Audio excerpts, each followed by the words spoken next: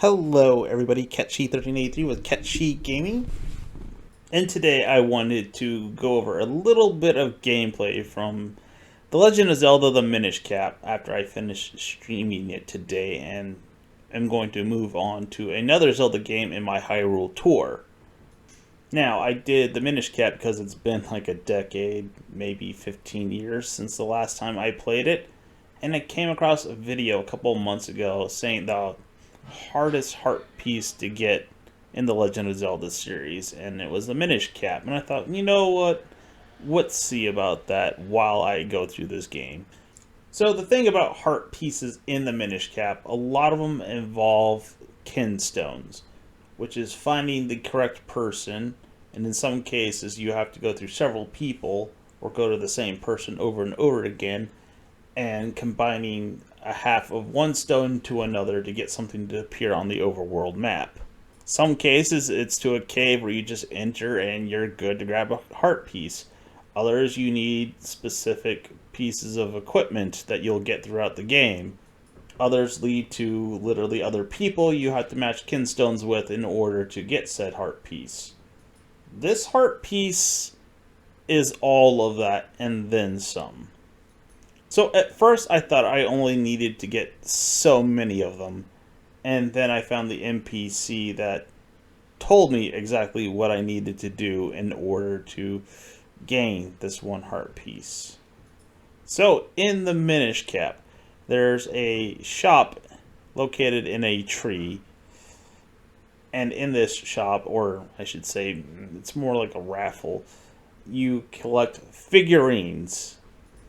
And to get these figurines, you need to give them mysterious shells. So when you actually finally gain access to this, it starts off with one shell guaranteeing that you will get a figurine that's brand new. And then as you get more figurines, the amount of shells you need to guarantee a new figurine at 100% increases. Eventually, it gets to a point where it takes one shell just to get 1% chance of getting a new figurine. So the mysterious shells, you can only hold 999 of them. Mysterious shells, on the other hand, aren't nearly as abundant as rupees, and they're pretty stingy on those as well. You can get them from killing various monsters, cutting grass or bushes, chests located in dungeons, or you can fuse kinstones and open a chest in the overworld. So I started saving my shells right off the bat, fully well knowing that this was coming. And when it came time, I came up with a strategy that I thought worked well. That strategy was to just keep going until I got to about 50% chance of getting a new figurine. And I'd only put in enough shells in order to get that 50%. I was doing 60 at one point, but I decided I could stretch my shells out just a little bit further.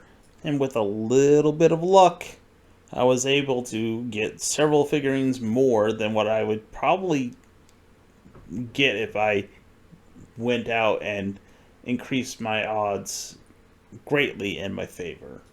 It was risky, but I think it was worth it considering how many shells they give you in all the dungeons.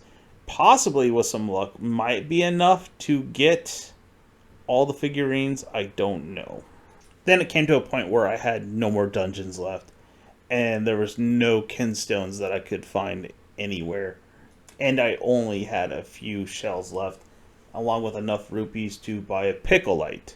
I used the rupees I had to buy a yellow pickleite, and went through this arduous process of getting this yellow pickleite, going to a field with a large amount of grass, using it in order to gain as many rupees as I could.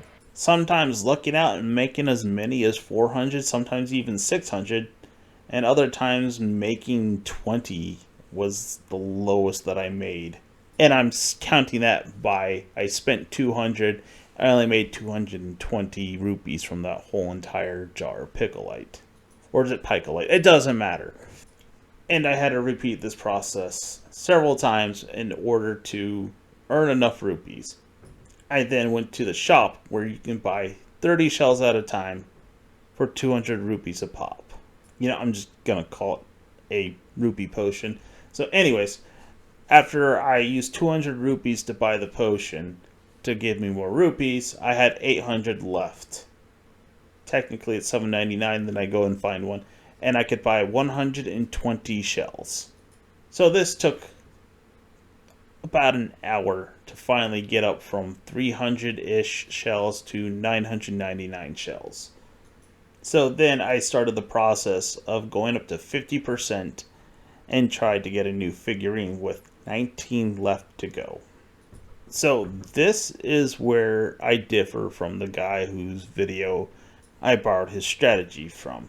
It's something I've known about for a long time in other games, and it's something I've done in other games, and that's kind of exploiting the save system. I knew based off some rough calculations that I had enough shells left at 50% to be able to get the last of the figurines that I needed. So I would go and put enough shells in to get to 50% and then pull the lever.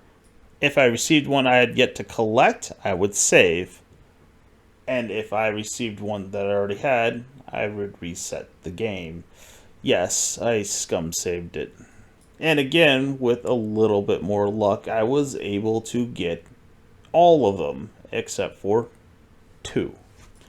When the NPC told me that there were no new figurines, I was a bit confused, and then I came to a somewhat correct conclusion, and that I needed to run into whatever it was in the game in order to collect them. The bad part about my assumption was that it was in the final dungeon where you fight Vadi. So I went through the whole entire dungeon thinking I was going to find the last 2 NPCs or objects I needed to interact with. So after fighting Vadi and beating him, and it started me all over again at the entrance to the dungeon, I might add, I went to the same shop where you get the figurines. And then I poured 100 shells out of my 160 or something, maybe 200 shells-ish. And then when I saw the figurine, something hit me. I was like, this does not make sense in terms of the figurines. So I look at my collection, and more have been added to it. Meaning I had to earn more shells to get the 2 figurines I needed. And I was still wrong. After earning the whole new set of figurines that he added, and finally looking online what figurines coincided with what numbers, I found out that I was missing the Joy Butterfly and the Goron Merchant.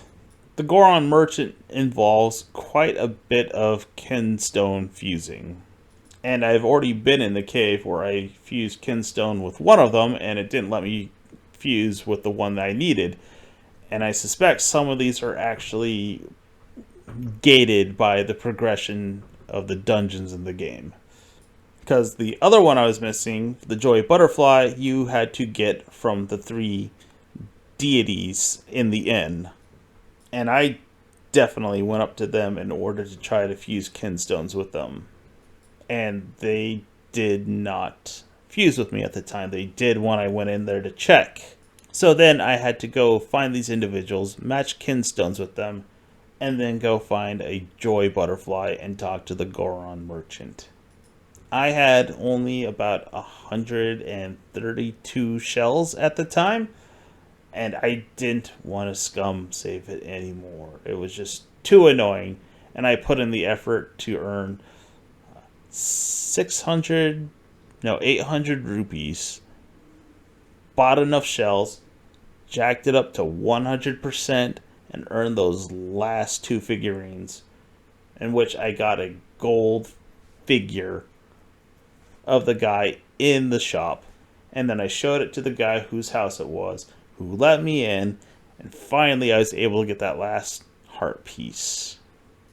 The part that made me angry is that there were 3 chests, all with 200 rupees in them. By this point in time of the game, I had no use for them. Was this a difficult heart piece to get? No. I wouldn't say this whole entire process was well thought out or designed. It was extremely tedious, not to mention very... But hard is not a word I'd use to describe it. The worst part about it is that there's a Minish that you talk to 3 times, and on the last time, it reveals a spot where you talk to another Minish, and you get a whole entire heart piece. As in a piece that'll give you a whole entire heart. This felt like that should have been that heart piece, but for whatever reason, it was just 1/4 of a piece of a heart. And to be honest, it's not the most egregious thing in the game. The most egregious thing in the game is that in order to get the mirror shield, you have to do the whole entire quest where you get all the Gorons to dig out the cave, you fuse the Kinstone, and then you get Bigoron, who won't do anything until you beat Vadi, the final boss in the game. And then once it puts you back at the beginning of the dungeon, you can go see him, and he'll ask to suck on your shield. And he sucks on it for a good half an hour. And I think it's actually ticking down half an hour in real time, not some weird game time. And he spits it out and allows you to reflect objects that are shot at you, which would have been useful for the battle with Vadi. Except, why would I go fight Vadi when I already beat Vadi? It made 0 sense, and I thought it was extremely egregious to have included that after you've already beaten the final boss. Anyways, that's my experience with the Minish Cap and the most tedious heart piece in the Minish Cap. So I wish I could give credit for the video that pointed me in the direction of the heart piece. I honestly cannot remember the name of the YouTuber or the title of the video, otherwise I'd find it and I'd credit him. So if you guys see this and you know who it is, I guess let me know and I'll pin the comment. If you made it this far, thanks for watching. Have a good one.